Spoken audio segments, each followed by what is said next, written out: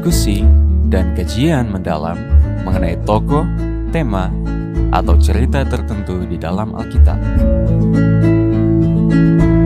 Memberikan motivasi dan bimbingan untuk menggunakan metode yang tepat dalam membaca Alkitab. Selalu saksikan program Depth Inside Growth setiap hari Rabu pukul 19 waktu Indonesia Tengah di YouTube channel Cornelius Media, Bridge to the Truth.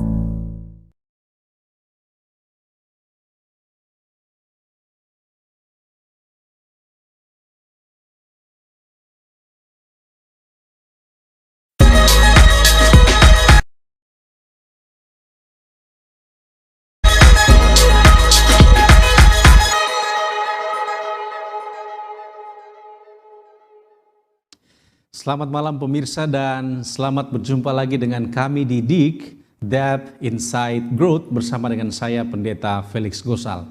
Dan malam hari ini dalam seri Ecclesiology Study, kita akan membahas satu topik yang menarik yaitu On This Rock I Will Build My Church. Bagaimana kita dapat memahami konsep gereja di dalam perjanjian baru. Pada batu karang ini aku akan mendirikan jemaatku adalah kata Yesus kepada Petrus. Tetapi apakah arti dari perkataan ini? Apakah lewat Petrus Yesus akan mendirikan gerejanya? Atau melambangkan apakah batu karang yang dimaksudkan Yesus pada Matius pasal 16 ini? Apakah Yesus sementara mengindikasikan tentang gereja yang benar di akhir zaman? Untuk memahami topik kita pada malam hari ini, kami telah mengundang seorang narasumber, beliau adalah Pendeta Leroy Pakpahan. Pendeta Pakpahan saat ini adalah senior pastor di Gereja Masih Advent Hari ke-7 Internasional di Jakarta atau GISDAK Jakarta International Seventh-day Adventist Church. Dan beliau juga saat ini sementara menyelesaikan penulisan disertasi program doktoral di IAS Filipina. Pendeta Pakpahan sudah menikah dan telah dikaruniai 3 orang anak.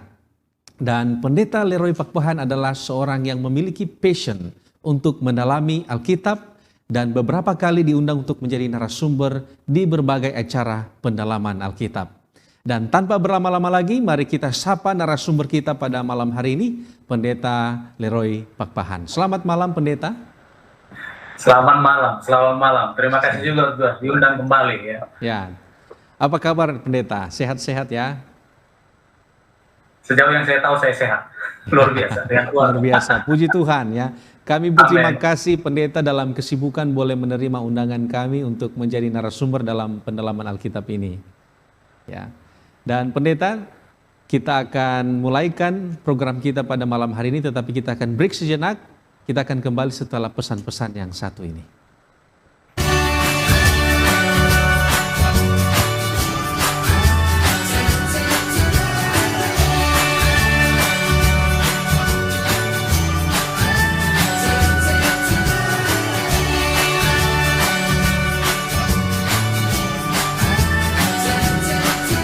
Saksikan selalu program Keluarga Allah Pasti ke Surga setiap Kamis pukul 18 waktu Indonesia Tengah di YouTube channel Cornelius Media, Bridge to the Truth.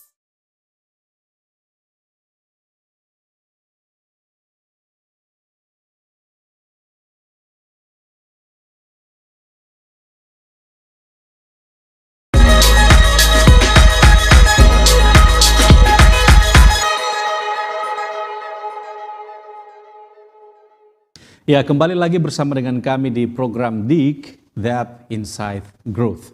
Dan pemirsa sekalian, kita akan memulaikan segmen yang kedua ini dengan membaca satu perikop Alkitab yang dicatat di dalam Injil Matius pasalnya yang ke-16. Kita akan baca mulai ayat 13 sampai 18. Matius pasal 16 ayat 13 sampai 18. Tetapi sebelumnya, mari kita berdoa. Bapa di surga, kami bersyukur dan berterima kasih oleh karena waktu yang indah kami boleh bersama-sama belajar Alkitab.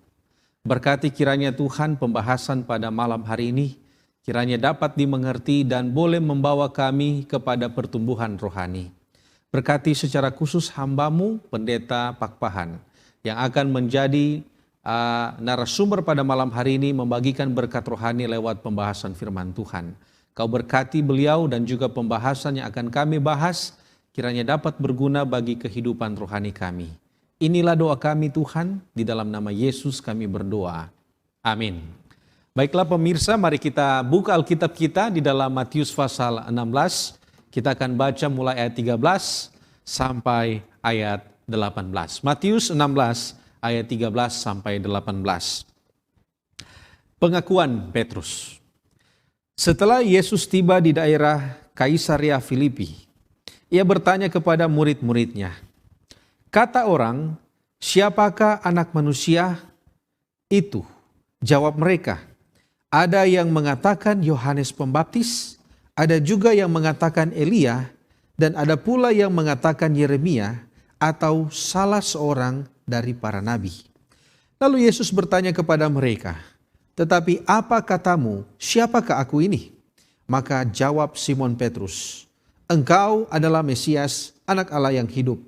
Kata Yesus kepadanya, "Berbahagialah engkau Simon bin Yunus, sebab bukan manusia yang menyatakan itu kepadamu, melainkan Bapa-Ku yang di surga. Dan aku pun berkata kepadamu, engkau adalah Petrus, dan di atas batu karang ini, aku akan mendirikan jemaatku, dan alam maut tidak akan menguasainya." Luar biasa, perikop yang sudah kita bacakan bersama pada malam hari ini, kita boleh melihat pengakuan Petrus tentang Yesus, dan kita bisa melihat pernyataan Yesus tentang dasar jemaatnya dalam perikop ini. Nah, Pendeta Pak Pahan, kita tahu bersama bahwa ayat 18 khususnya ya, dalam Matius pasal 16 ini adalah suatu perdebatan selama berabad-abad di kalangan sarjana Alkitab. Ya, mereka mempertanyakan siapa sesungguhnya yang dimaksudkan oleh Yesus dalam ayat ini. Nah, pada saat ini bolehkah pendeta memberikan sedikit konteks dari perikop yang sudah kita bacakan, dan juga apa sebenarnya kesan dari pengakuan iman yang dikemukakan Petrus dalam perikop ini? Kami persilakan. Baik, terima kasih Pendeta Felix ya. Dan karena kita juga adalah pelajar Alkitab, kita berdua ya. Jadi setiap kali kita mendengar istilah konteks, maka kita merasa senang. Karena harus disadari bahwa umat Allah dalam kaitannya dengan Alkitab, janganlah sekedar menjadi people of the text. Ya. Hafal ayat namun tak paham ayat. Sama saja tidak tahu ayat. Jadi ayat bisa saja dengan semena-mena dipahami sesuka hati tanpa ada upaya untuk memahami konteks. Karena itulah kita berharap agar para pelajar juga yang bersama-sama dengan kita sekarang ini boleh menjadi people of the context, selain juga menjadi people of the text, sehingga kita tahu apa yang dimaksudkan. Nah, masuk kepada Injil Matius pasal yang ke-16 ini, pada keseluruhan pasal 16, kalau kita ambil menjadi satu kesatuan, maka ini adalah menjadi immediate context dari ayat atau perikop yang kita bacakan tadi. Dan di sana kita mendapatkan latar belakang yang tepat guna memahami hubungan Yesus dengan Petrus atau Petrus, dengan Petra, ya bahasa atau istilah dari mana kata batu karang ini diambil dalam terjemahan Indonesia Terjemahan Baru, dan kemudian kata eklesia yang mengarah kepada jemaat. Nah, tolong pula diingat bahwa key person, walaupun kita sedang memperhatikan polemik yang terjadi dalam dua istilah yang mirip kedengarannya, yaitu Petrus dan Petra ini, tetapi key person dalam kisah ini tentu saja bukan Petrus, tetapi Yesus sendiri. Karena bukan Petrus yang hendak membangun eklesia. Dalam ayat tadi kita dengarkan ya, dan eklesia itu pun bukan milik Petrus. Yesuslah yang hendak membangun eklesia itu, Yesus pula yang memiliki eklesia itu sepenuhnya. Nah, di sini kita lihat bahwa Yesus sengaja membawa para muridnya menyingkir ke suatu tempat, namanya Kaisarea Filipi. Karena Yesus sedang mempersiapkan mereka for the last time kepada jadwal penderitaan dan kematiannya yang sudah sangat dekat. Jadi kita bisa katakan bahwa ini adalah pekan-pekan terakhir dari kehidupan Yesus di atas bumi ini. Nah, itulah sebabnya pengakuan iman Petrus pada pasal ini adalah titik kulminasi dari efek pengajaran Yesus selama ini kepada para murid. Itulah sebabnya tidak heran setelah peristiwa di Kaisarea Filipi ini kita membaca bagaimana Yesus secara terbuka, sekarang terang-terangan, tadinya sembunyi-sembunyi, sekarang terang-terangan, tidak pakai bahasa simbol lagi, untuk menjelaskan mengenai kematian, atau sebelumnya penderitaannya lalu kepada kematiannya. Nah, tambahan lagi, ada arah perjalanan yang Yesus mulai buat menuju kepada Yerusalem dalam suasana yang khusus. Dia pernah ke Yerusalem, tapi kali ini perjalanannya ke sana agak sedikit lebih berbeban ya, ada mood yang berbeda, ada blue ya in his face dalam perjalanan yang sekarang ini. Nah, sekarang tolong perhatikan bagaimana pengakuan iman Petrus ini berkaitan dengan 4 pergerakan yang kita temukan dalam pasal 16 Injil Matius. Kita bagi dalam 4 bagian seperti yang disebutkan tadi, di ayat yang pertama sampai yang kelima, ini bagian pertama, kita lihat ada gerakan-gerakan ketidakpercayaan dari orang Farisi dan Saduki oleh datang kepada Yesus meminta tanda. Sebenarnya untuk menguji Yesus atau mencoba Yesus. Dan tahukah Anda bahwa Yesus hanya memberikan tanda kematian kepada sebagai tandanya, ya, tanda kematian yang disebut dengan tanda Yunus. Dan kedua golongan ini, Farisi dan Saduki ini, terlibat aktif dalam pembunuhan terhadap Yesus, yang berarti, ini yang menarik, merekalah yang menggenapi pemenuhan tanda tersebut, tanda yang dikatakan oleh Yesus. Dan ada gerakan yang terencana, yang masif, dan terukur untuk membunuh Yesus. Nah, itu bagian yang pertama. Kemudian masuk kepada bagian kedua, itu dimulai di ayat ke-6 sampai ke-12. Kita lihat ada semacam fenomena kebingungan. Padahal ini sudah menjadi momen terakhir, diharapkan mereka sudah dewasa, maksudnya para murid ya. Tapi lihat saja, para murid masih tetap saja gagal fokus. Nah, ini ada hubungannya nanti dengan jemaat yang didirikan oleh Yesus. Nah, para murid ini masih saja dibingungkan dengan masalah-masalah sepele jasmania. Kalau kita baca pada bagian kedua ini, 6-12, kita lihat mereka masih bicara soal makan, soal ragi. Sementara Yesus sedang bertarung masalah idealisme dan persoalan rohani. Lalu pada bagian yang ketiga kita lihat di ayat 13-20, nah disinilah bagian kita ya, pengakuan, yaitu pengakuan iman Petrus mengenai Yesus Kristus. Nah, kemudian kita mungkin agak sedikit bermasalah dengan Petrus. Oke lah, Petrus kita katakan sebagai batu karang itu misalnya. Tapi pada akhirnya ketika kita masuk pada bagian yang keempat, dalam kaitan yang erat dengan perikop pilihan kita pada malam ini, ternyata Yesus justru menjadi penghalang jalan dan rencana Yesus. Ya, jadi baru saja dia membuat pengakuan iman yang luar biasa, namun sejurus kemudian Petrus sendiri yang berdiri menghalangi Yesus untuk menunaikan tugas kemesiasannya. Jadi dalam arti ini kita bisa melihat dalam struktur ya, kalau kita bagi dalam struktur yang 4 ini, maka kelihatan bahwa ya, Petrus dalam immediate konteks tidak bisa disokong sebagai batu karang. Terima kasih. Si pendeta, jadi dapat disimpulkan bahwa cerita ini key personnya itu bukan Petrus ya, tetapi Yesus itu sendiri ya, pendeta. Dan tadi sudah sempat disinggung bahwa ada 2 cerita immediate konteks yang mengarahkan kita kepada cerita tentang pengakuan iman Petrus. Pendeta, saya ada pertanyaan sehubungan dengan cerita yang pertama ya. Cerita yang pertama kita melihat bahwa orang-orang Farisi dan orang-orang Saduki, mereka meminta tanda ya, tanda. Nah, di dalam Alkitab juga kita pernah melihat cerita yang sama, yaitu Elia yang meminta tanda dari langit. Nah, bagaimana pendeta melihat kesamaan ataupun ada perbedaan di antara kedua cerita? Mungkin pendeta bisa jelaskan. Ya, saya percaya bahwa Pastor Gosal pernah juga dengar istilah ini ya. Orang sering bikin plesetan nama kedua golongan ini ya, far you see. Jadi mereka ini adalah golongan yang terlalu melihat jauh ya. Sudah jelas-jelas Tuhan memberikan tanda di depan mata, tapi masih mau cari-cari tanda di atas.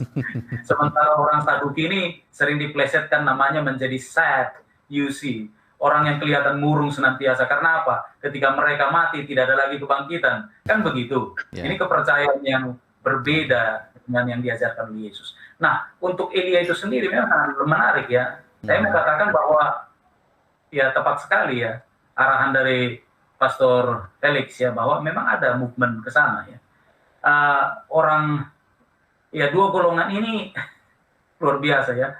Tadinya mereka bermusuhan ya, tidak kompak satu sama lain. Tapi oleh karena mereka mempunyai musuh yang sama, yaitu Yesus, maka mereka jadi kompak dan sejalan. Nah, kali ini mereka meminta suatu tanda dari langit. Jadi disebutkan itu pada ayat yang pertama. Nah, coba perhatikan bahwa meminta tanda, sementara Yesus sudah banyak kali melakukan mujizat. Berarti apa yang ditegaskan dari permintaan minta tanda? Jelas saja bahwa mereka sedang mendiskreditkan mujizat yang Yesus perbuat selama ini. Nah, itu bagi orang-orang level di sana, tapi bagi kami tidak. Lalu meminta tanda tersebut juga sebagai bukti bahwa mereka adalah angkatan yang tidak percaya kepada Yesus sama sekali. Nah, meminta tanda dari langit juga mengingatkan kita kepada demonstrasi yang Allah buat melalui Nabi Elia di Gunung Karmel yang tadi pendeta sudah sebutkan. Untuk apa Elia minta tanda seperti itu atau turunnya api dari langit? Adalah untuk membuktikan bahwa Allah Israel itu adalah Allah yang sejati. Dan di pihak yang lain untuk membuktikan bahwa aku ini adalah nabi yang benar. Namun permohonan yang disampaikan Elia agar mau turunkan api dari langit adalah sebuah permohonan iman. Jadi jangan disamakan dengan permohonan orang Farisi dan Saduki. Walaupun sama-sama meminta tanda, namun motifnya sudah jelas. Yang pertama, itu orang Farisi ini adalah untuk mencobai. Mengapa mencobai? Simpel saja, karena mereka tidak percaya sama sekali kepada Yesus. Minta-minta tanda hanya untuk menjerumuskan Yesus. Karena salah-salah memberikan tanda, maka orang lain akan memandang bahwa Yesus ini bukanlah apa? Bukanlah Mesias yang ditunggu. Nah, karena permintaan tanda dari langit tersebut, maka Yesus pun menerangkan kondisi kerohanian mereka dengan membeberkan sejumlah fakta. Dia bisa saja melakukannya, tetapi dia lebih suka untuk memberikan pengajaran agar kemudian orang yang ada di sekitar Yesus ya, yang juga melihat, menyaksikan bagaimana orang Farisi dan Saduki ini mencobai Yesus, agar mengerti duduk persoalannya secara rohani. Nah, dibeberkanlah fakta. Yang pertama, mereka dapat menafsirkan hal-hal fisik dan duniawi, bukankah begitu?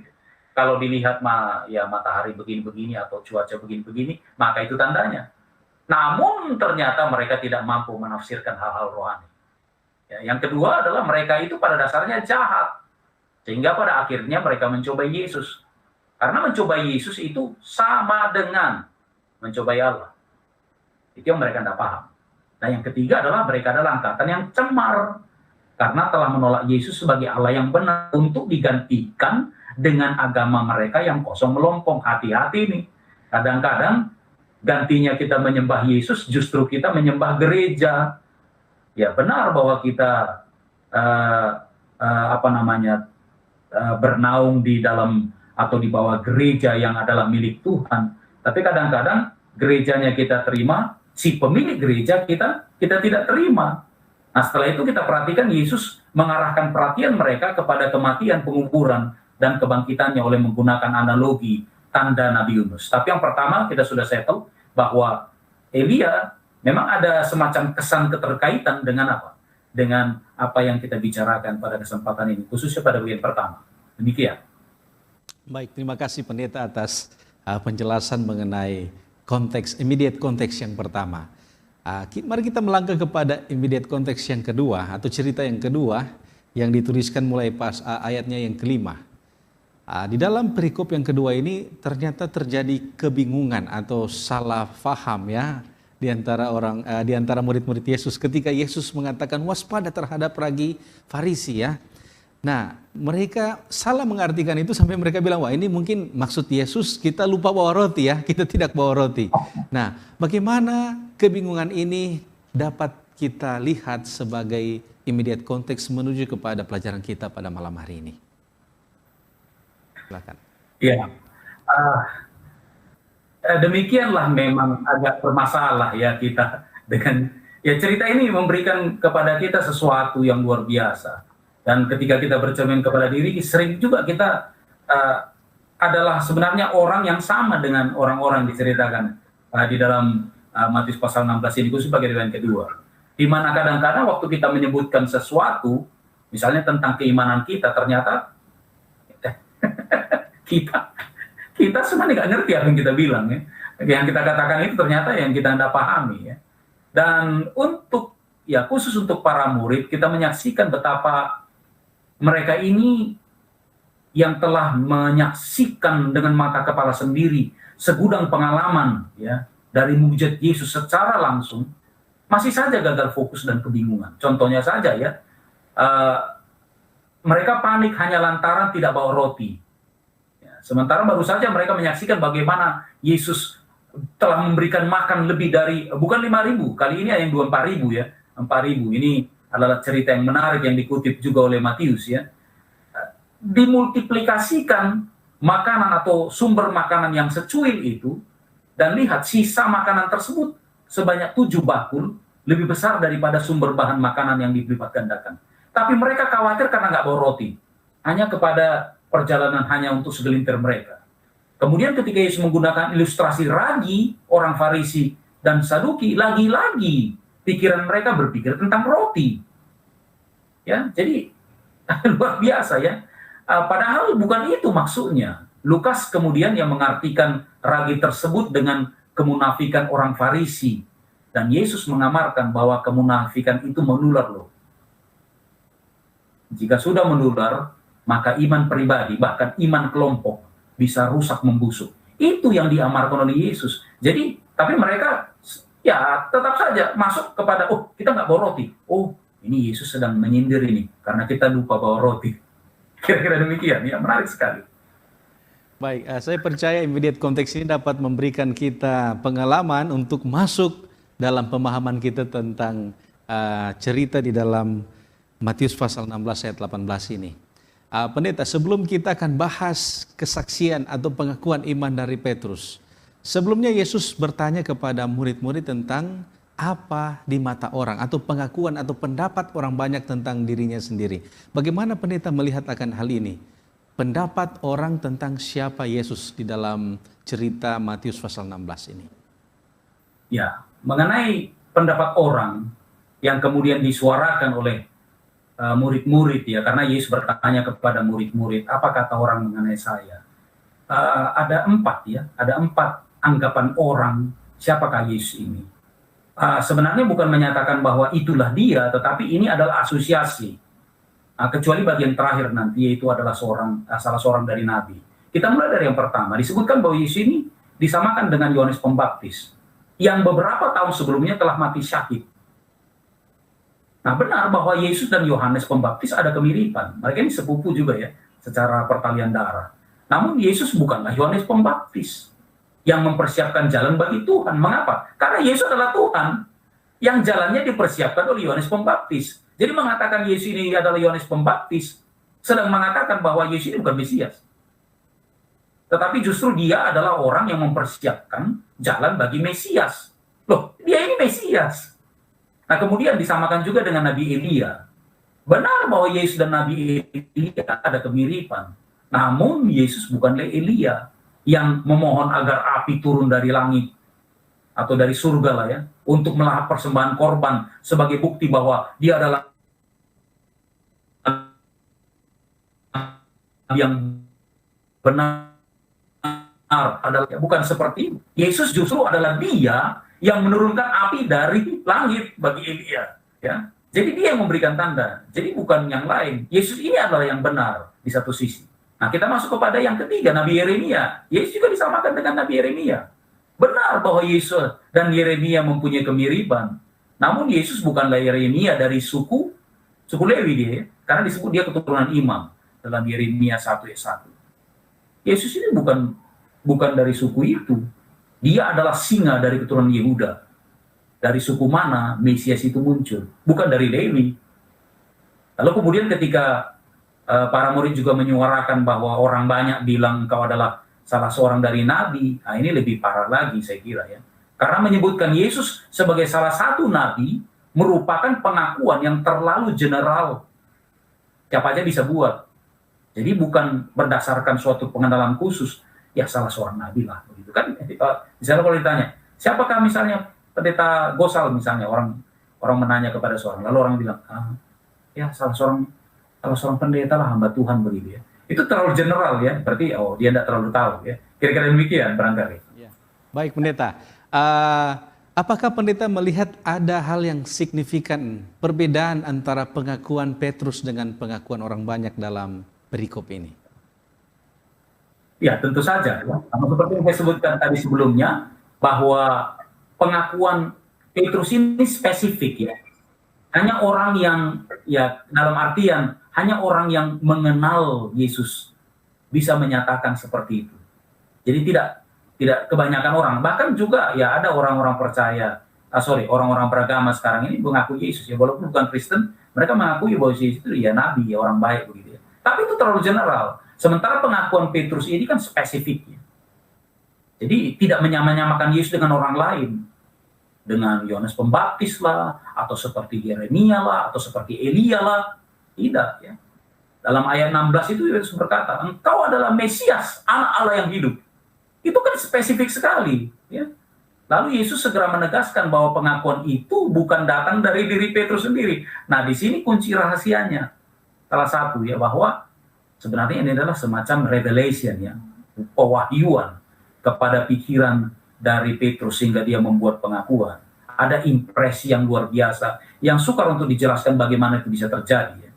Jadi kemudian oleh Paulus di kemudian hari pengakuan iman yang spesifik ini disebutkan adalah karena kesaksian roh. Jadi roh bersaksi dalam diri seseorang ya, atau melalui seseorang. Nah, tapi mohon diingat bahwa pengakuan iman yang benar mengenai Kristus ini memperlihatkan pengenalan kita kepada Tuhan kita yang kita sembah. Jadi apakah kita mengakuinya hanya sekedar atau tidak? Jika itu tidak sekedar, artinya lebih kepada pengakuan yang dimaksudkan, maka itu ada hubungannya dengan keselamatan. Jadi luar biasa, spesifik sekali ya, luar biasa. Baik, terima kasih pendeta. Kita tiba pada core pembahasan kita pada malam hari ini mengenai batu karang itu sendiri ya. Setelah kita melihat konteks dan juga pengakuan iman dari Petrus, setelah itu Yesus memberikan respon kepada Petrus bahwa di atas batu karang ini aku akan mendirikan jemaatku. Nah, pendeta, kita tahu bahwa ada gereja yang menyatakan bahwa ini, mereka klaim bahwa ini adalah landasan jabatan gereja dan kuasa gereja atas umat. Sedangkan denominasi Protestan lainnya mereka mengakui bahwa batu karang itu adalah Yesus itu sendiri. Apa pendapat pendeta? Apakah batu karang itu Petrus atau Yesus? Ya, kita tergoda juga untuk ikuti ya pendapat pertama misalnya. Tapi dalam hal ini kita berdua sepakat untuk mengizinkan Alkitab berbicara, ya, memberikan penjelasan terhadap pertanyaan ini. Jika pertanyaan ini kiranya tidak ditemukan clue atau jejaknya dalam Alkitab, maka kita berdiam diri. Tapi setidak-tidaknya kita bisa lihat ada beberapa hal penting yang yang memberikan kesan atau arahan untuk menjawab pertanyaan ini. Ya, kita mau lihat kira-kira hubungannya Petra ya, atau ya batu karang terjemahannya, atas mana dia mendirikan eklesianya atau jemaatnya. Ada kemirikan memang ya, ada kemiripan suara atau sound dari Petra dan Petros ya. Petros itu nama dari Petrus ya. Lalu Petra. Ya, sama-sama batu mereka ini kan. Apakah mungkin ini adalah Petrus itu sendiri? Cuman dibuat dalam istilah lainnya ya. Nah, kita tahu bahwa batu karang itu juga adalah semacam analogi atau simbol dari Yesus. Dia sendiri mengatakan dia adalah Petra. Contohnya dalam Matius 21 ayat 42, ketika Yesus berkata kepada imam-imam kepala dan tua-tua bangsa Yahudi, jadi Matius tadi pasal 21 ayat 42, dia berbicara tentang batu yang dibuang oleh tukang-tukang bangunan telah menjadi batu penjuru ya, batu landasan ya, batu fondasi begitu ya. Itu dikatakannya, dan ini dikutipnya dari Yesaya 28 ayat 16. Yesus juga di akhir pengajarannya sebelumnya ya, jauh sebelumnya di atas bukit ketika dia menyampaikan pengajaran dari pasal 5 ya, Matius pasal 5 sampai pasal 7, Nah, bagian terakhirnya itu ada sebuah pernyataan yang kemudian menjadi lagu ya, lagu anak-anak itu ya. Si pintar dirikan rumah di batu ya, lalu sementara si bodoh dirikan rumah di atas pasir. Dan Yesus berkata ya, dia katakan setiap orang yang mendengar perkataanku ini, enggak stop sampai di situ, tapi dia katakan dan melakukannya, ia sama dengan orang yang bijaksana yang mendirikan rumahnya di atas batu. Dan tahukah Anda bahwa istilah yang digunakan Matius untuk kata batu dalam ayat itu adalah ya sama dengan batu karang dalam ayat pilihan kita malam ini. Exactly ya, Petra. Nah, jadi lihat bagaimana Yesus mengasosiasikan penurutan terhadap perkataannya atau penurutan terhadap firman-Nya atau penurutan terhadap pengajarannya ya dengan ini batu ya, batu karang atau Petra ini. Nah, sementara ucapan kepada Petrus dan murid lainnya, Yesus mengatakan bahwa dia akan membangun jemaatnya di atas batu juga. Jadi si pintar mendirikan, si bodoh mendirikan, Yesus juga mendirikan. Kalau di sana mendirikan rumah, Yesus mendirikan jemaatnya. Nah, tambahan informasi di seluruh perjanjian lama khususnya, ya karena pada waktu Yesus berbicara ini kan perjanjian baru belum ditulis ya. Jadi refer selalu kepada Alkitab, yaitu perjanjian lama atau Tanakh dalam istilahnya. Jadi di seluruh perjanjian lama, batu karang senantiasa merujuk kepada ilahi, divine ya, dan bukan kepada human, bukan kepada manusia, tapi itu selalu kepada ilahi. Ada beberapa referensi yang mungkin boleh ditemukan, ya, seperti di kitab Ulangan 32 ayat 4, lalu ada ayat 15, ada juga Daniel ya 2:45, di mana batu itu menimpa patung itu ya pada kakinya, lalu Mazmur 18 ayat 2. Demikian. Baik, Pendeta, terima kasih atas penjelasannya.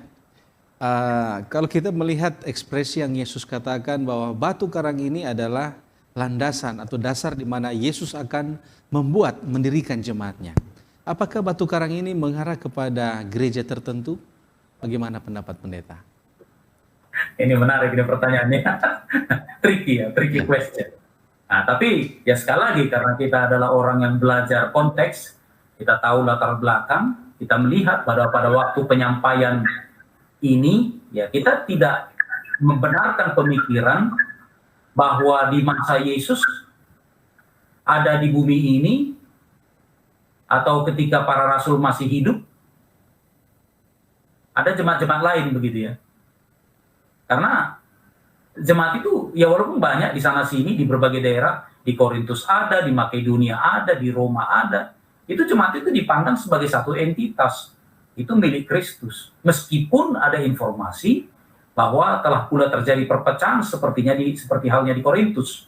Ya, sampai-sampai Paulus berkata, itu apa dia katakan di dalam 1 Korintus pasal yang pertama, yaitu pada bagian pertama sudah disebutkan ya 12-13 dia bilang, yang aku maksudkan ialah bahwa kamu masing-masing berkata, aku dari golongan Paulus lah, aku dari Apolos lah, aku dari golongan si Petrus atau Kefas, atau aku dari golongan Kristus.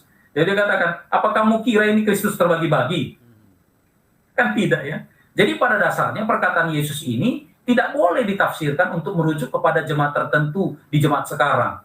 Yang bikin klaim ya, oh gereja saya ini adalah yang dimaksud oleh Yesus.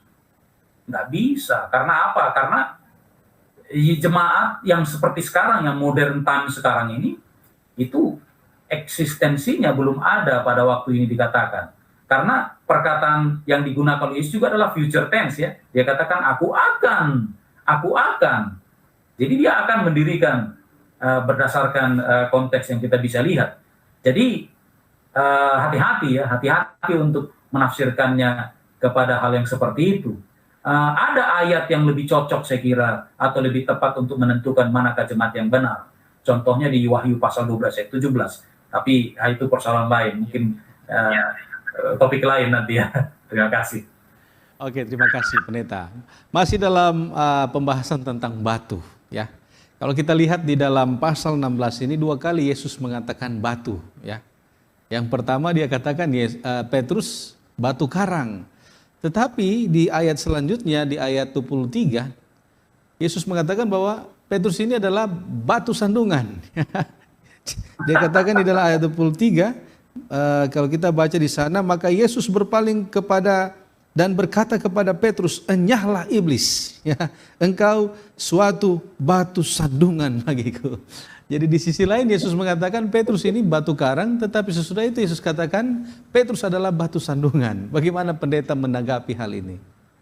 Artinya tidak kompatibel, bukan? Jadi bukan Petrus itu si batu karang. Mungkin dia disebut the Rolling Stone barangkali lebih cocok ya. Rolling Stone, goyang-goyang. Dia labil. Kadang-kadang dia batu yang cocok untuk bisa menjadi batu sentuhan, tapi di tempo yang lain dia jadi batu sandungan. Orang terjungkal gara-gara dia.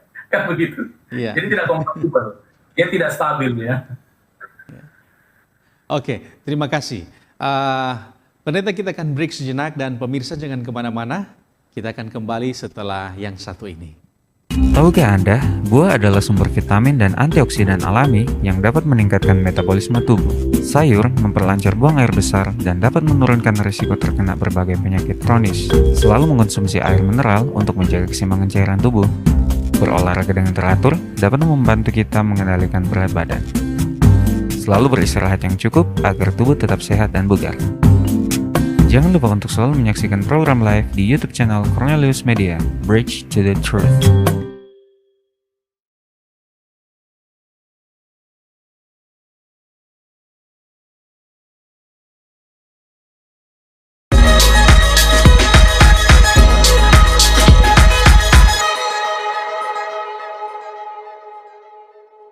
Terima kasih Anda masih setia bersama dengan kami dan kita kembali lagi dengan narasumber kita pada malam hari ini, Pendeta Leroy Pakpahan.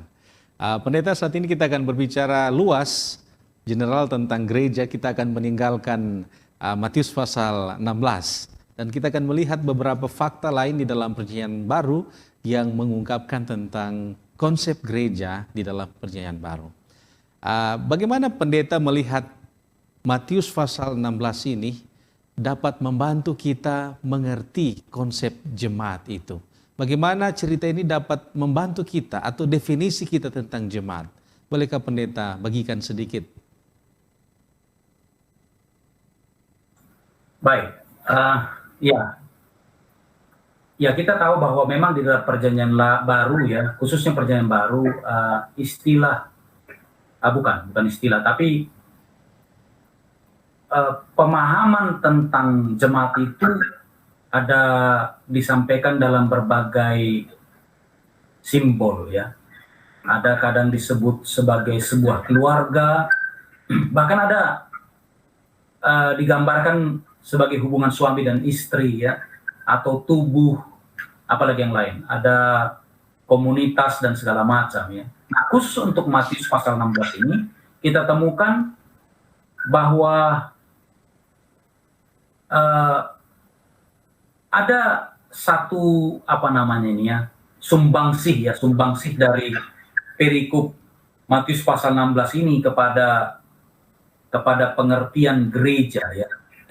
Bukan untuk membatalkan pengertian yang lain, tapi karena ini adalah yang primitif ya, artinya ini yang awal karena ada dalam catatan Injil dan itu disebutkan oleh Yesus. Setelah itu kan adalah ajaran-ajaran para rasul ya mengenai gereja ini. Maka kita temukan bahwa penggunaan istilah itu saja menjadi sebuah sebuah sumbangsi luar biasa ya. Kita tahu bahwa kata yang digunakan oleh Matius ini adalah eklesia. Walaupun saya percaya bahwa Yesus ini kelihatannya tidak gunakan kata itu karena saya percaya dia menggunakan bahasa Aramik pada waktu mengatakan kepada Petrus. Tapi oke lah, Matius mempunyai teologi tersendiri, maka dia harus gunakan itu ya. Kata eklesia itu sendiri berarti dipanggil keluar ya. Nah ini dipanggil keluar untuk apa? Dipanggil keluar dari 1 ke 8 kepada terang yang ajaib ya, seperti yang juga disampaikan oleh Petrus dalam suratnya. Nah, tapi di waktu yang sama kata ini secara sekuler untuk pertama kali sebenarnya digunakan oleh orang-orang yang ada di kota untuk merujuk kepada satu dewan kota yang bertemu jika ada satu case atau satu masalah peradilan yang memerlukan mereka berkumpul. Jadi mereka itu akan berkumpul di alun-alun kota, biasanya dekat pasar atau dekat dengan pintu gerbang kota, lalu mereka memutuskan Tapi kelihatannya ketika kita membaca kembali teks ini melalui istilah yang digunakan, apakah iya jemaat ini juga berfungsi sebagai semacam dewan peradilan misalnya? Kita temukan seperti tidak. Tapi jangan lupa, ada istilah yang digunakan oleh Yesus pada waktu dia mengatakan apa yang engkau ikat di bumi ini maka terikat di sorga, maka apa yang engkau lepas di... Nah itu kan semacam apa namanya ini, semacam judicial apa namanya ini, judicial language ya, kira-kira begitu. Jadi ada istilah bahwa jemaat pun mempunyai peran seperti itu ya. Mereka bisa menentukan ini salah atau tidak. Tentu saja atas definisi surga, kira-kira begitu. Lalu kemudian yang ketiga, barangkali yang terakhir yang saya bisa temukan, sumbangan dari chapter 16 ini kepada pengertian jemaat secara menyeluruh di Perjanjian Baru adalah bahwa eklesia ini adalah sebuah komunitas ya, sebuah komunitas yang dibangun oleh Yesus atau akan dibangun dibangun oleh Yesus berdasarkan cerita di Matius pasal 16 yang berbeda kelihatannya dengan murid-murid. Ya, karena Yesus kan punya komunitas sebenarnya, setidaknya ada 12 murid, ditambah lagi ada murid-murid yang lain, ada pengikut-pengikut yang lain yang setelah selesai bertemu dengan Yesus mereka pulang sendiri. Sementara yang 12 murid kan selalu bersama-sama dengan Yesus ya, tidur sama di mana saja pergi Yesus, dia akan pergi ke situ ya. Tapi Yesus sementara sedang membangun. Kelihatannya itu berbeda dengan yang ini ya. Jangan-jangan ini menjadi apa namanya, menjadi pelayan-pelayan pertamanya ya, untuk kiranya boleh melayani jemaat yang akan dibangun oleh Yesus. Kira-kira begitu yang saya bisa lihat. Terima kasih. Oke, terima kasih pendeta.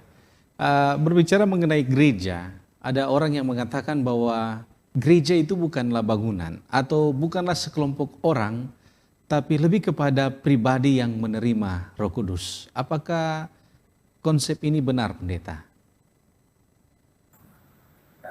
Ya, ini menarik ya. Gereja itu bukan bangunan ya. Kan ada lagunya ya, ada lagunya juga itu ya. Ya, oke. Kita punya dua istilah di sini yang perlu artinya senantiasa dipahami. Ada kata jemaat, ada kata gereja ya.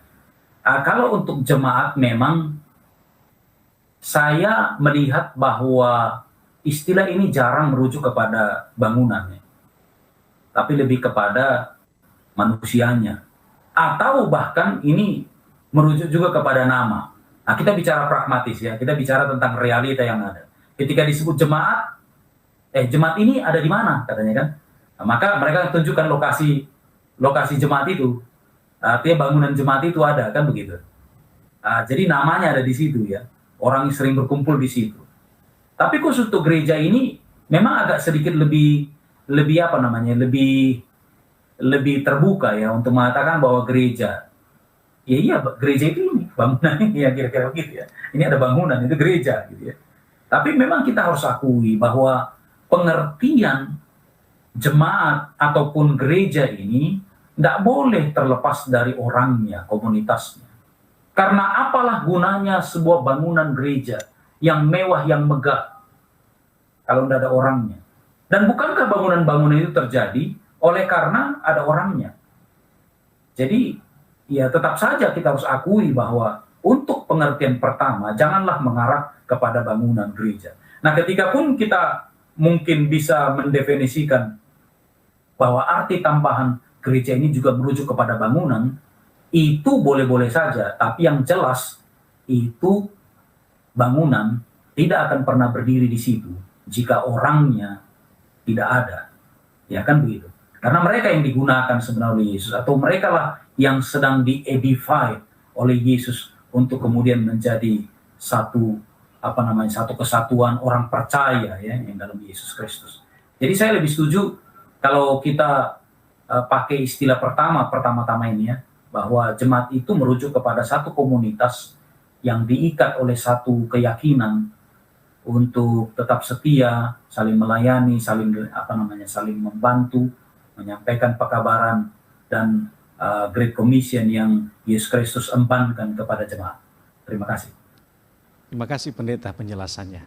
Kalau kita baca di dalam Efesus pasalnya yang pertama, lebih khusus ayatnya yang ke-22 dan 23, di sana sepertinya Yesus memakai metafora bahwa dia adalah kepala dan jemaat itu adalah tubuhnya. Kira-kira apa pengertian dari metafora ini? Yesus yang adalah kepala dan jemaat adalah tubuhnya. Silakan pendeta. Ya, singkatnya ini kan kita mulai bahwa ini kan istilah spiritual ya, istilah rohani, artinya mistis ya, bukan sebuah realita kenyataan yang menjadi menjadikan Yesus itu benar-benar ada di bagian kepala begitu ya, kepala manusia, tidak seperti itu ya. Tapi yang jelas ini sedang mengatakan bahwa Yesus ini adalah pemimpin jemaat, dialah kepalanya, dan anggota jemaat adalah para pengikutnya. Jadi tubuh ini adalah anggota jemaat ya. Sementara bagian kepala ini adalah Yesus Kristus sendiri. Karena apa? Karena dia di atas, dia kepala, dan dia sebenarnya yang mengendalikan seluruh yang terjadi atau seluruh yang dilakukan oleh bagian-bagian tubuh. Ya termasuk bibir saya yang berbicara, ini kan dikendalikan oleh pikiran. Ya ada saraf pikiran ini yang bisa memerintahkan secara langsung karena sadar, atau yang secara otomatis tanpa kesadaran, begitu ya. Nah, artinya simbol ini sedang menekankan kesatu paduan sebenarnya. Ya. Kalau kaki terluka, bicara tubuh ini, kalau kaki terluka, maka seluruh tubuh ikut terdampak. Pergerakan tangan senantiasa berdasarkan perintah kepala. Ya, nah, seperti yang saya lakukan sekarang ini. Ini kan perintah kepala ini. Lalu selain itu kita tidak pernah melihat bahwa mulut bertengkar dengan perut ya.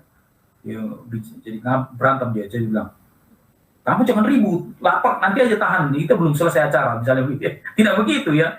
Atau gigi menggigit betis oleh karena emosi, karena betis ini kok jadi besar begitu karena olahraga misalnya. Nah kalau ini terjadi itu berarti orang tersebut sedang dalam keadaan tidak normal. Kalau itu terjadi, bertepuk tangan ini mau tepuk tapi tangan ini pergi begitu ya, itu kan artinya tidak ada sinkronisasi ya.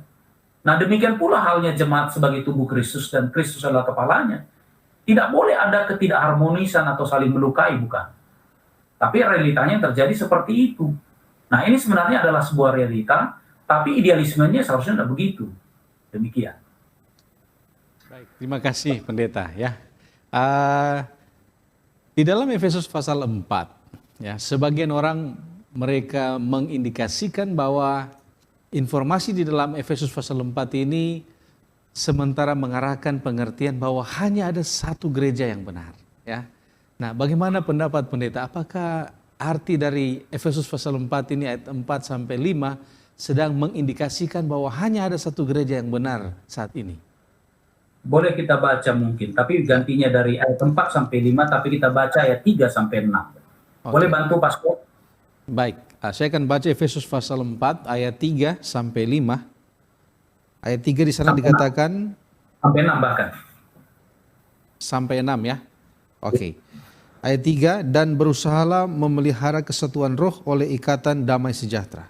Satu tubuh dan satu roh, sebagaimana kamu telah dipanggil kepada satu pengharapan yang terkandung dalam panggilanmu. Satu Tuhan, satu iman, satu baptisan.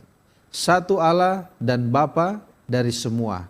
Allah yang di atas semua dan oleh semua yang di dalam semua.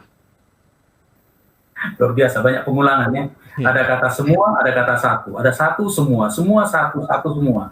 Dan ini memberikan kepada kita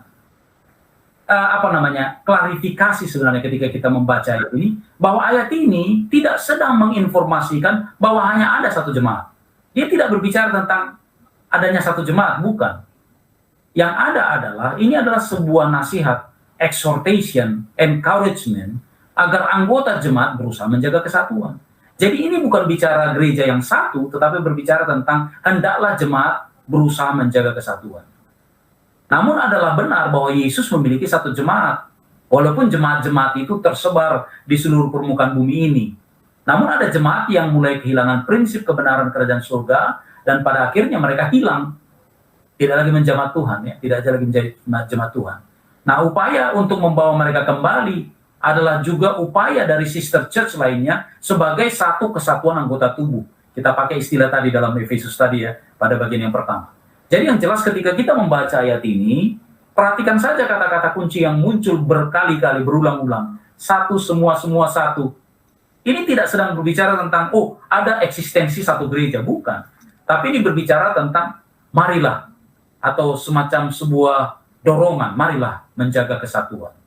Kalaupun mungkin kita berbeda tempat, mari kita jaga kesatuan. Kalaupun misalnya ada perbedaan pemimpin misalnya, di sana ketua jemaatnya siapa, di sana apa, tapi mari kita jaga kesatuan. Kalaupun mungkin berbeda latar belakang, bahasa, suku, dan bangsa bahkan ya, berbagai di wilayah yang berbeda misalnya, tetap harus jaga kesatuan. Kita ini satu. Kepalanya Yesus Kristus. Demikian. Terima kasih. Ya. Baik, Pendeta, mungkin pertanyaan terakhir dari saya.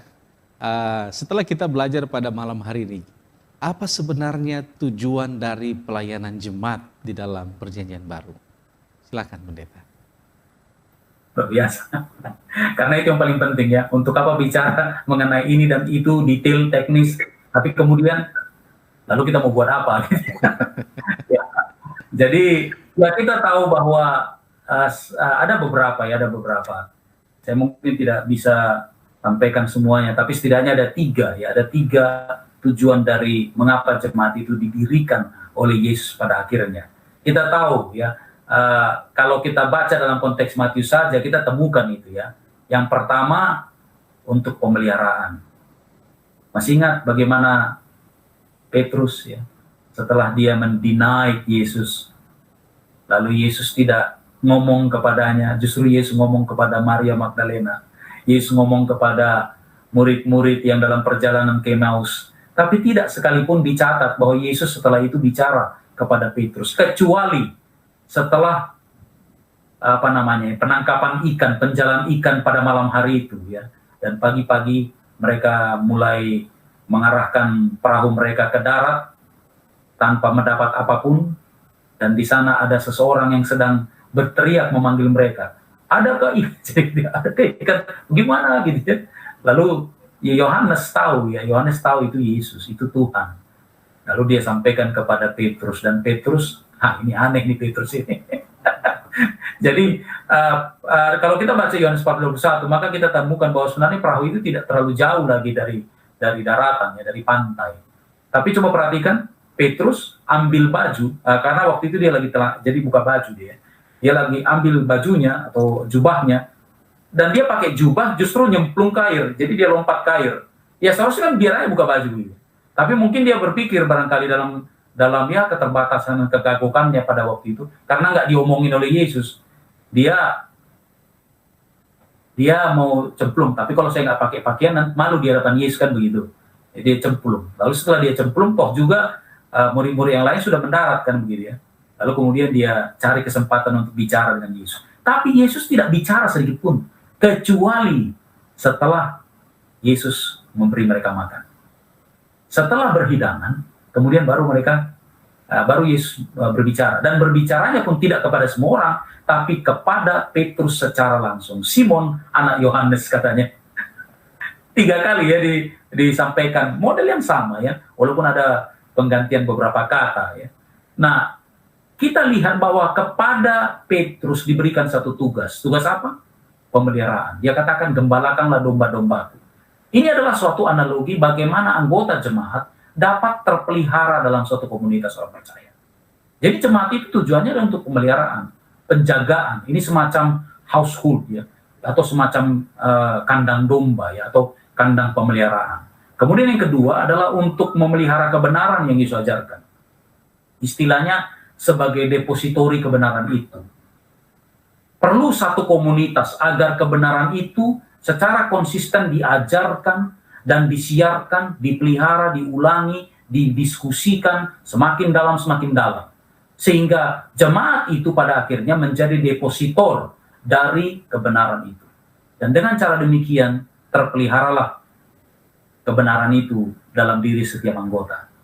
Lalu yang ketiga, ini untuk penginjilan ya, untuk apa namanya, untuk penyiaran ya, untuk pewartaan ya. Ini adalah tujuan misiologi, agar orang lain yang masih belum anggota atau yang belum percaya mendapatkan informasi, dan oleh mendengar informasi ini iman mereka boleh bertumbuh pula, dan diharapkan dengan sangat dan dengan doa dan dengan kuasa Tuhan agar kiranya orang ini pun bergabung kepada jemaat yang didirikan oleh Yesus Kristus itu. Demikian, terima kasih. Baik, terima kasih pendeta atas penjelasannya, dan pemirsa sekalian, kita masuk pada ruang tanya jawab. Dan jika Anda memiliki pertanyaan, Anda boleh aktifkan video Google Meet Anda dan kami akan mempersilakan Anda untuk menyampaikan pertanyaan.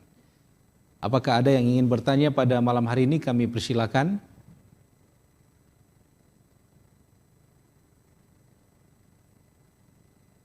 Ya, baik pendeta, ada pertanyaan yang masuk kepada kami. Saya akan bacakan. Sehubungan dengan sistem pemerintahan gereja, ternyata berbeda-beda. Ada kongregasional, ada episkopal, dan ada presbiterian. Sistem yang mana yang alkitabiah ya? Dan bagaimana pula dengan istilah family church? Mungkin pendeta Pakpahan bisa berikan penjelasan. Silakan. Baik, mungkin ada satu lagi mungkin yang terlupakan, namanya apa itu namanya? Hierarkikal ya. Hierarkikal, ya. Hierarkikal ya. Jadi secara hierarkis ya. Dan ya seperti gitu ya. Ya dengan berbagai macam bentuk. Katakanlah 4 dulu ya, 4 model gereja ya. Episkopal, kongregasional, presbiterian, lalu yang terakhir saya sebutkan hierarkikal tadi ya. Kita tahu bahwa kita tidak temukan secara pas ya, memang apple to apple model gereja yang ada sekarang ini ya. Tapi yang mudah dulu ya, kita bicara dulu tentang family church ya. Family church ini sebenarnya adalah model jemaat di Perjanjian Baru. Tapi bukan dalam arti kemudian kita mengakhir bahwa 4 model itu tidak alkitabiah, karena tidak juga seperti itu ya. Berbicara tentang family church atau jemaat keluarga ini, atau household ya bisa dikatakan, atau rumah tangga, ini sebenarnya adalah model gereja yang rampan di zaman Perjanjian Baru. Karena jemaat yang seperti ini berarti terdiri dari seorang bapak, ada istri, ada anak-anak, dan bukan hanya mereka, tetapi juga orang-orang yang tinggal di bawah atap rumahnya. Biasanya hamba, atau orang asing, atau keluarga yang memang ingin menumpang dengan tinggal lebih lama ya, dalam periode waktu tertentu. Nah, kepemimpinan dari jemaat model seperti ini tidak berubah-ubah. Jadi sang bapak itulah pemimpinnya. Jadi tidak ada pemilihan ketua jemaat dalam hal ini ya, tidak ada. Karena bapak itu adalah ketua umum, ketua jemaat seumur hidup. Dia menjadi semacam apa ini, episkopos ya, atau presbyteros ya, seumur hidup, mengingat bahwa rumah itu kan rumah dia.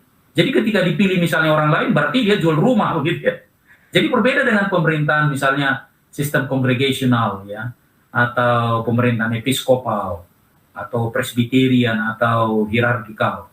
Karena ini bukan milik nenek moyangnya misalnya gitu ya. Kalau bahasa kasarnya, ini bukan milik bapaknya ya. Bukan apa ya. Ini adalah gereja di mana keluarga-keluarga ditambah dengan orang-orang lain dan segala macam yang mungkin dulu tinggal berdekatan, atau mungkin yang agak di luar, tapi karena dia suka, dia datang ke situ. Itu dimungkinkan. Jadi ketika ditanya misalnya mana model gereja yang banyak di Perjanjian Baru, ya ini church family.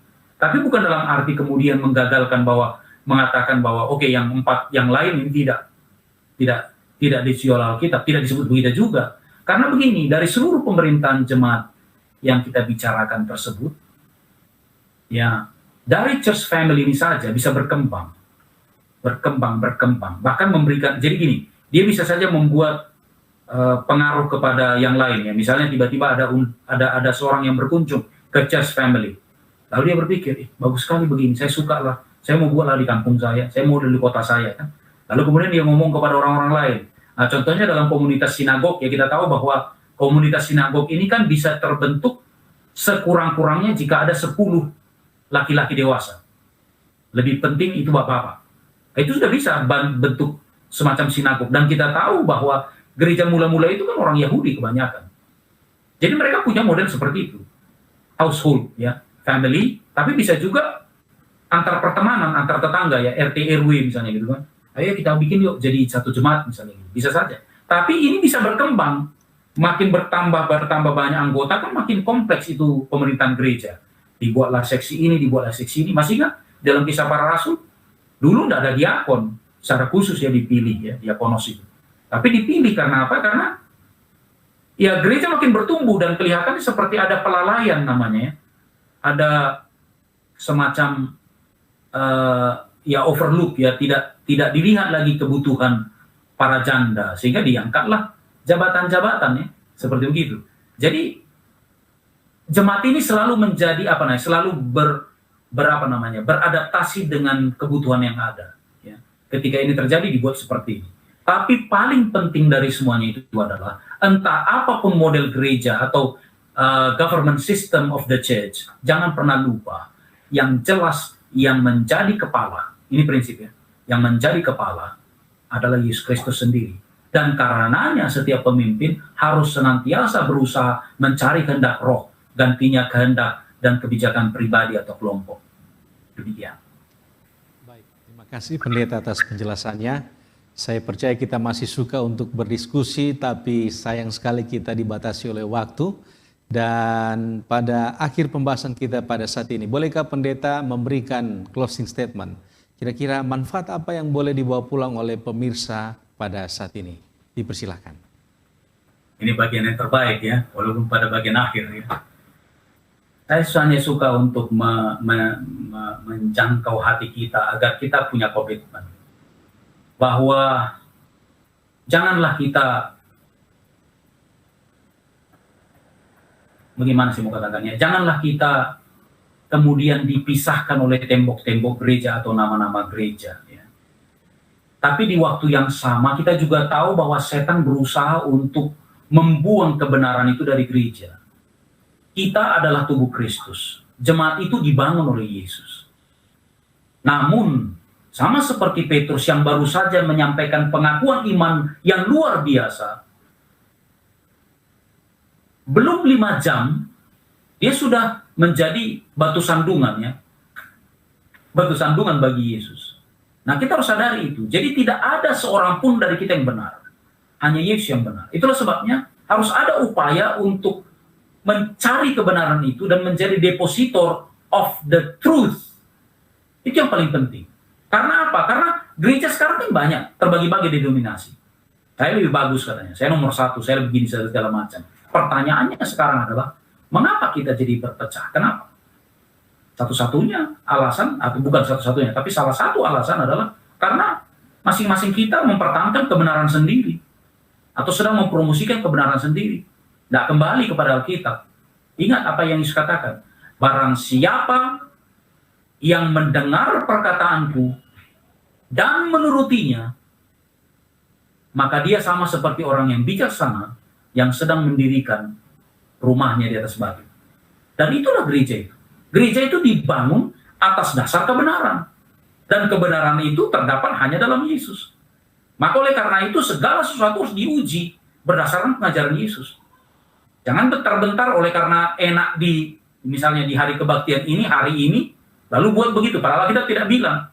Tapi ya para ahli bilang begitu. Ya jangan ikutin ahli. Ya cek dulu kalau ahli itu bilang bersesuai dengan kebenaran, ya kita ikuti. Jadi harapan saya adalah agar kiranya kita bisa bawa pulang ini dan tularkan semangat untuk persatuan gereja. Entah pakai bendera apapun itu. Tapi dengan satu motivasi yang tinggi untuk mempertahankan kebenaran. Karena apa? Karena salah satu fungsi dari jemaat adalah the depositor of the truth. Jika kemudian kita mengabaikan kebenaran itu tidak lebih dari semacam organisasi saja, bukan lagi jemaat Tuhan bagi saya. Terima kasih. Baik, terima kasih pendeta atas penjelasannya. Dan di akhir dari pembahasan kita pada malam hari, bolehkah pendeta memimpin kita di dalam doa? Baik, dengan senang hati, mari kita berdoa.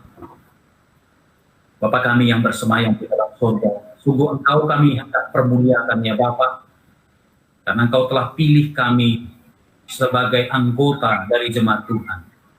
Kami tahu ya Bapa di surga bahwa jemaat-Mu senantiasa menghadapi berbagai macam tantangan, termasuk polarisme, sekularisme, termasuk ajaran-ajaran yang bertentangan dengan kebenaran.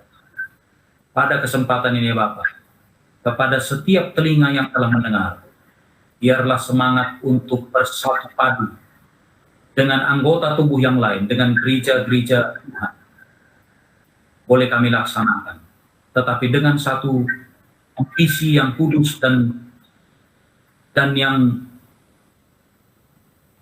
penuh pertanggungjawaban, bahwa kami haruslah meninggikan kebenaran yang Yesus ajarkan kepada kami.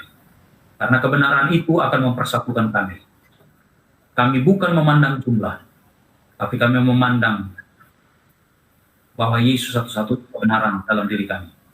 Terima kasih Bapa di surga untuk kesempatan boleh belajar lebih dalam lagi mengenai eklesiologi di dalam Injil Matius.